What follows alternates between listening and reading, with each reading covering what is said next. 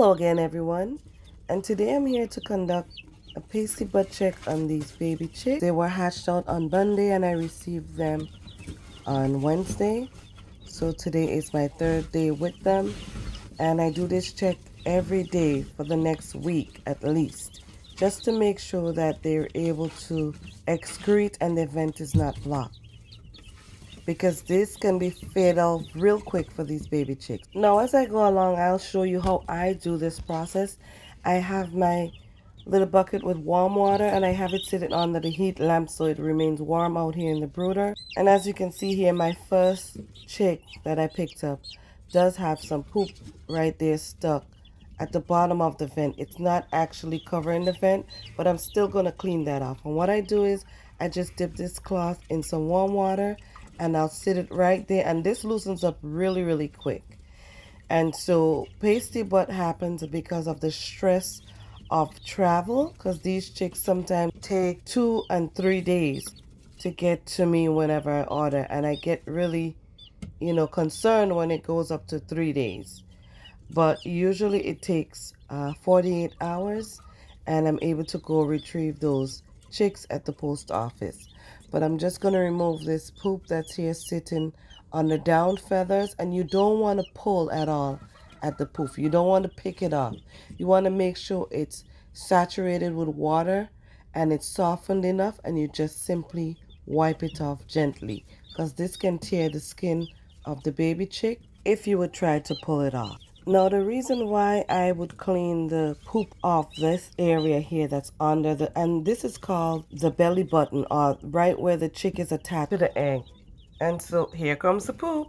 And what happens is that many times when the chick poops, it sits right there on that area. And sometimes it builds up to the point where it covers the vent. So you want to make sure you remove any type of buildup of poop in that area. And this resolves itself in a few days, because when the chicks are finally in the brooder and they're comfortable, they're no longer stressed as they would be in transit.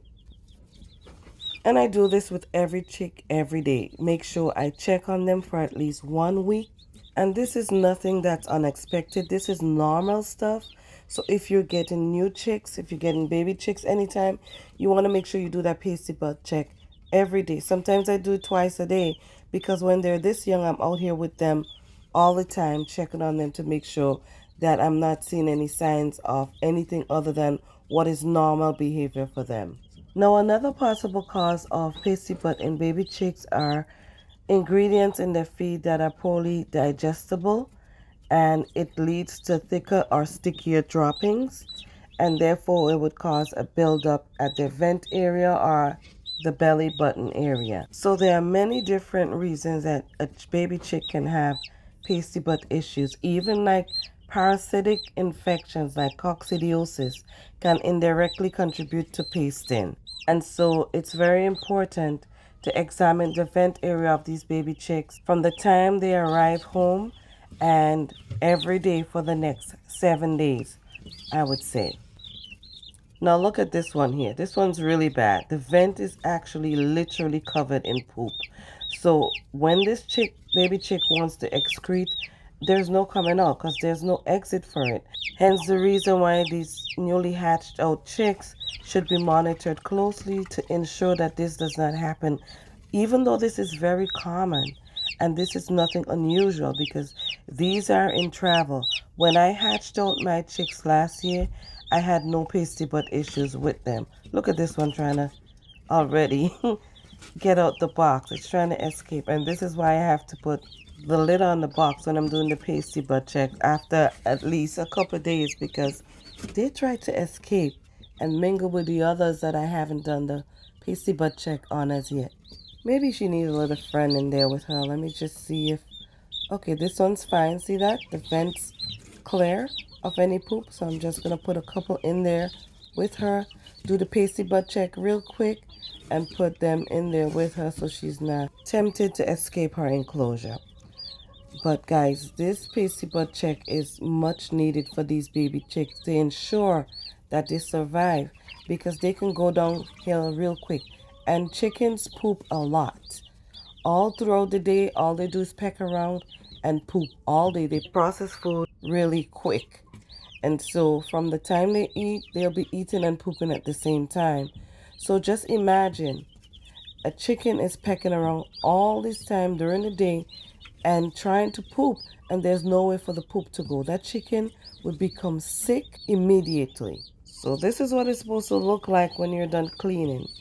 The vent area and the belly button area should be clear of all poop. And what I also do in a case like this, where the vent area is completely blocked off, I then simply towel dry the area after cleaning off the poop, because I had to put a little extra water there to soften up all that poop that was just sitting there hindering this chicken from dropping their poop. Alright, so a few of these are doing pretty good, and look at that, guys. I can grab them. It's easier when I can just come out here and do it just the way I do, instead of having to set up the camera and, you know, to show what I'm doing. So I just grab a couple at a time sometimes, and I just let this process flow. And pretty much most of them is doing really good. And even with that, I still do the pasty butt check. Whether the vent is clear or not, I still do it for at least 7 days. And this resolves itself within a 5-day period, in my experience. And this is the last one. And of course, it's totally blocked. Look at this, guys. So I'm going to be spending a few minutes getting this one unblocked. And one thing I want to stress on when doing this pasty butt check, you want to make sure that you're actually checking the vent of that baby chick. And you don't want to get it confused with checking the belly button area, which is a little bit lower than the vent. And a little tip to distinguish the difference in the two is that the belly button area is not an opening, but the vent is an opening. So it shouldn't be too difficult to figure it out. Another way to prevent pasty butt in baby chicks is to make sure that they're stress-free. You want to keep the environment warm and comfortable, and you want to make sure these chicks are well hydrated. Also, you want to monitor and adjust their diet if need be. Just make sure they're being fed easily digestible feed. I think I said that earlier in the video, but this is something that I want to stress on. You can't just give your chickens, whether they're older birds or baby chicks, you can't just give them any type of diet to eat. You have to pay attention to how they're reacting to it, if it's helping them or if it's hurting them. You want to make sure that there's no signs of blockage, and your chicks or your chickens would show you real quick that they're going downhill. Now, for my baby chicks, what I use as their feed is an organic starter grower feed, and it's the crumble. In my opinion, it's best to feed baby chicks a crumble feed versus grains or pellets. So now they are all checked out. I am done doing the pasty butt check. They're nice and calm, and I'm just going to allow them to go back into their brooder. They look happy, they look healthy, and they're doing pretty fine. They're starting to gain weight already, and they've been eating the feed and drinking lots and lots of water. Come on, let's go.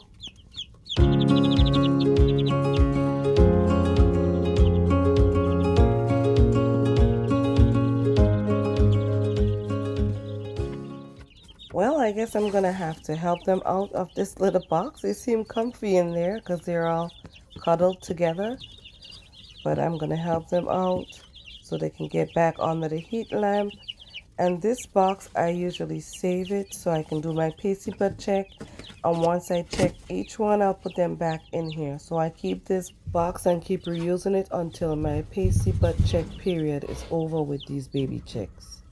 And now I'm going to add a little more pine shavings in here and turn this up just to make sure that it stays nice and clean in here, because we want to make sure that these chicks are healthy and not pooping a whole lot yet. As you can see, the pine shavings is nice and clean, not a whole lot of poop in there. And so I just get to turn this, and I'll switch it out in a couple more days.